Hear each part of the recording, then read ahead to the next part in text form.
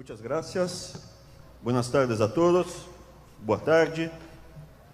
Eu vou passar rapidamente aqui uma apresentação, atendendo o tema da palestra, e depois eu vou comentar, vou passar a palavra para o meu irmão para contar um pouco de como foi a nossa experiência de aplicar a teoria do Olavo de Carvalho em democraticamente lidar com o marxismo cultural. Então, primeiro a parte mais pesada, que é a parte de economia, mas eu prometo que não vai ser tão enfadonha, mais um estilo rock and roll do que MPB. Primeiro, objetivo, responder duas questões. Aonde o Brasil estará em 2050? O economista sem a sua bola de cristal, mas eu vou dar minha projeção e eu aposto que eu vou ganhar. A segunda, como será a trilha que a gente percorrerá até lá? Onde Brasil vai estar em 2050 e como será o rumbo, o sendero que Brasil será hasta chegarmos allá? Bueno, para responder essa pergunta, primeiro eu vou fazer um pequeno introito de como foi o background cultural para a gente chegar aqui nessa resposta. Eu sou economista de formação, então eu tive que ler o Weber, Max Weber, que principalmente a ética protestante. Então eu tenho essa coisa na cabeça. E alguns anos atrás, o Samuel Huntington, em 1993, ele escreveu um artigo, Clash of Civilizations, Choque de Civilizações, respondendo ao Fukuyama. Caiu o muro de Berlim. Vocês lembram que caiu o muro de Berlim? As moças não, porque elas não têm a cidade, perfeito? Só os marmanjos. Então as moças não sabem, mas quando caiu o muro de Berlim, teve um monte de goiaba que falou, ah não, o comunismo acabou. Agora podemos ficar tranquilos. Agora que o Jair Bolsonaro ganhou, o PT está derrotado. Podemos ficar tranquilos. Não podemos. Essa turma vai voltar para casa. Eles são inteligentes. O meu inimigo é igual ou mais forte do que eu. Senão eu sou um trouxa e não consegui derrotar o meu inimigo. Os nossos inimigos foram para casa e se reinventaram. E eles voltaram. Mas aqui o Fukuyama cometeu um erro de análise grave. Falou, agora acabou os nossos problemas. E o Samuel Huntington falou, não, vai voltar a ter problema no mundo. Ele falou o seguinte, as culturas, né? As culturas que você tem, a América Latina, ele dividiu o mundo, esse é o mapa do Samuel Huntington, ele dividiu o mundo em, só achar aqui o botão, em América Latina, Ocidente, daí tem China, Islâmico, e aqui é cristão ortodoxo. E aí, como economista, o que eu tenho na minha cabeça? A renda per capita do mundo. E lembra, Samuel Huntington, Max Weber. Max Weber lá atrás falou, olha, por que os países do norte da Europa são mais ricos e desenvolvidos que os países do sul da Europa? Porque os países do norte da Europa são protestantes. E os protestantes acham que quando você fica rico, é porque Deus está dizendo para você que você está fazendo a coisa certa. Então, ser rico é bom. E o Max Weber falava, enquanto que os países católicos seguem estritamente, bem-aventurados pobres, porque deles será o reino dos céus. Mais fácil um camelo passar pelo buraco de uma agulha do que... Perfeito. O rico, quando olha a prata, só vê a sua própria imagem. E era por isso que você tem os países do norte da Europa, segundo Max Weber, não segundo Abraão, mas eu tenho esse background.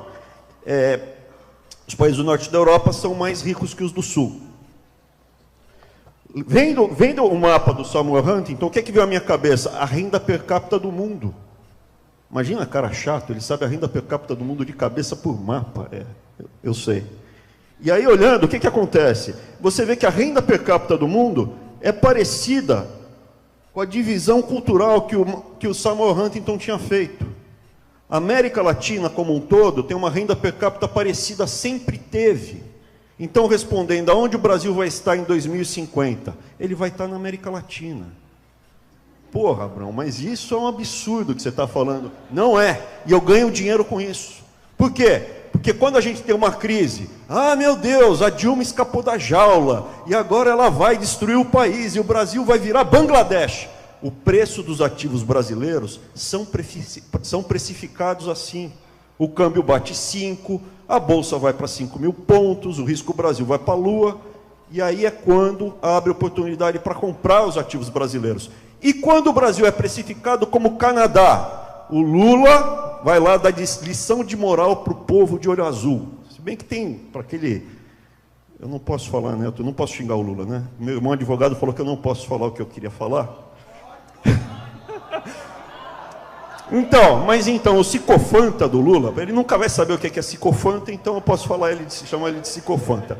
O psicofanta do Lula, quando ele falou que os loiros de olho azul, ele não sabia que no Brasil também tem loiro de olho azul, são culpados pela crise da lição de moral. Então, quando o Brasil, os ativos brasileiros são precificados como canadenses, está na hora de vender os ativos brasileiros. Quando uma casa no Brasil vale mais que uma casa em Houston ou em Toronto, infelizmente está na hora de você desinvestir do Brasil. Então, saber que o Brasil vai estar na América Latina, porque os nossos valores são latino-americanos, é relevante do ponto de vista da sua estratégia de negócio. Isso aqui é um working paper, eu ainda não publiquei, mas é bom estar documentado que já não é a primeira palestra, então se alguém quiser roubar a ideia e publicar o paper, eu processo depois, não é, Arthur?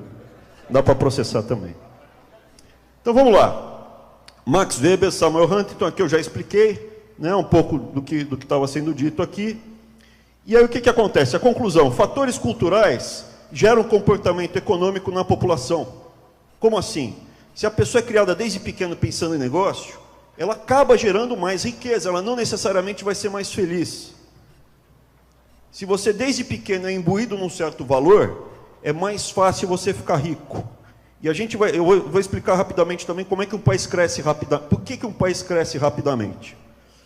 O exemplo que eu dou, só para vocês terem em mente, um americano, ele está sempre pensando em negócios. Um japonês sempre em produzir alguma coisa. Isso está na cultura.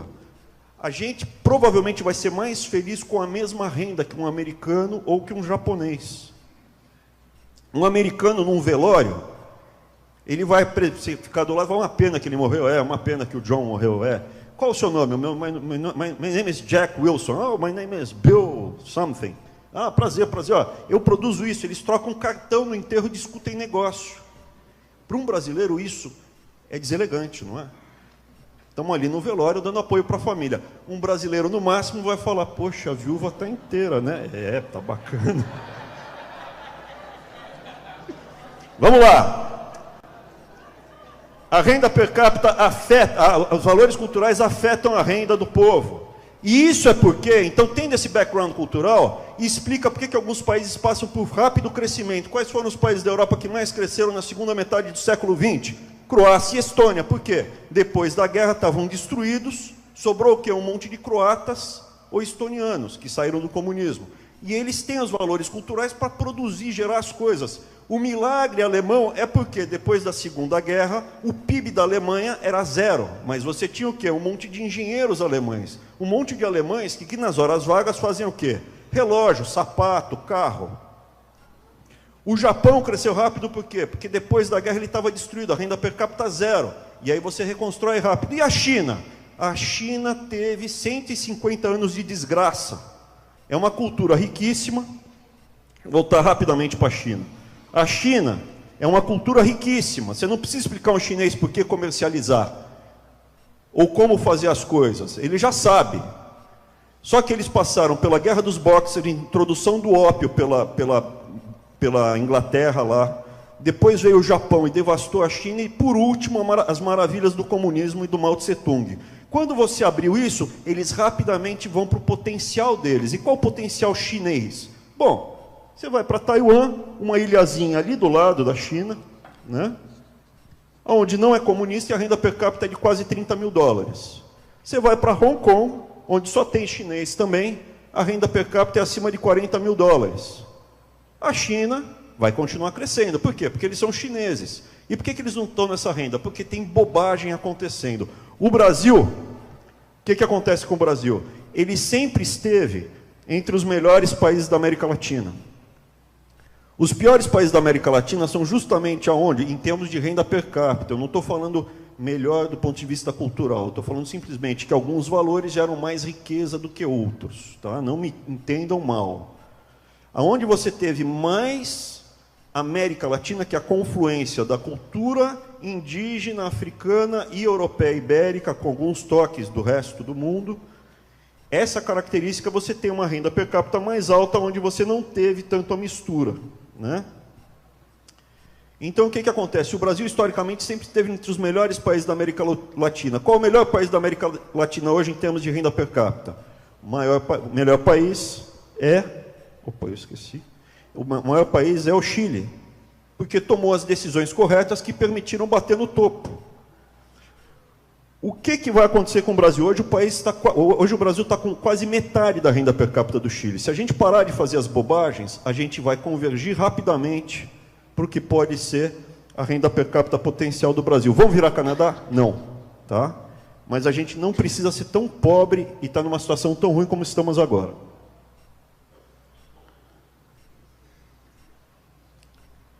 Diferença cultural, assim, uma outra coisa, a gente sempre andou junto, né? A América Latina sempre passa por essas razões culturais: ditadura, redemocratização, privatização, abertura, movimentos de esquerda, flexibilização desses movimentos de esquerda no pêndulo. A gente sempre andou junto.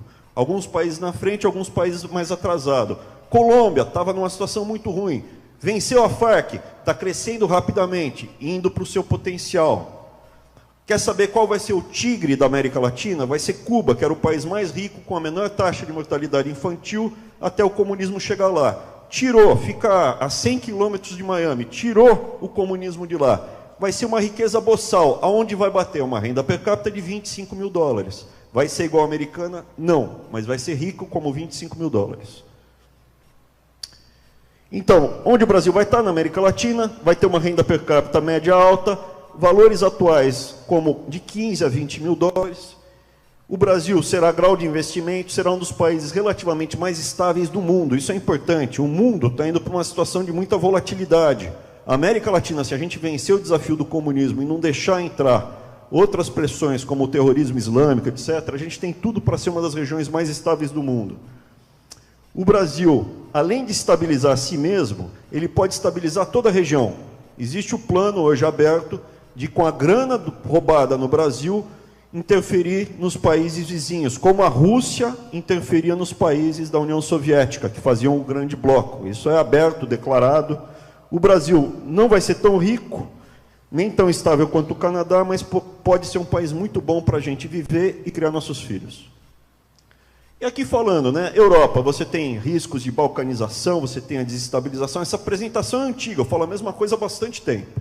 Não é que agora estão colocando fogo em Paris, que é novidade. Países periféricos perdem protagonismo, né? Enfim. Vetores mundiais, já falei. Revolução tecnológica, eu acho que foi abordado bem na parte da manhã.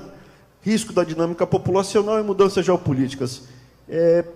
Isso seria para uma apresentação mais longa. Seria só para vocês terem em mente que o Brasil, se a gente conseguir atacar os principais problemas dele, o nosso potencial de crescer e convergir rapidamente é muito alto. Para isso, a gente precisa ter um governo do Jair Bolsonaro estável, né? Então, aqui vem do potencial. Historicamente, esse é o crescimento que a gente tem, alguns anos acima da média, abaixo da média. Hoje a gente está muito abaixo da média. Parando de fazer bobagem, a gente pode convergir rapidamente para o nosso potencial. Então, resumidamente, era isso que eu queria passar. Eu vou passar a palavra para o meu irmão, porque eu acho que um pouco da contribuição que a gente pode dar também é como vencer o marxismo cultural nas universidades. Para quem não conhece, o nosso caso está relativamente bem documentado. Eu e ele, há uns 2 anos atrás, começamos a ajudar o Jair Bolsonaro, o Nix Lorenzoni, o próprio Duda a gente conheceu. Quando a gente saiu do armário no texto do Banco Central Independente, a gente começou a ser... Um pouco antes. A gente começou a ser caçado quando eles descobriram que a gente estava junto, dando apoio. E meu irmão vai contar um pouco dessa história.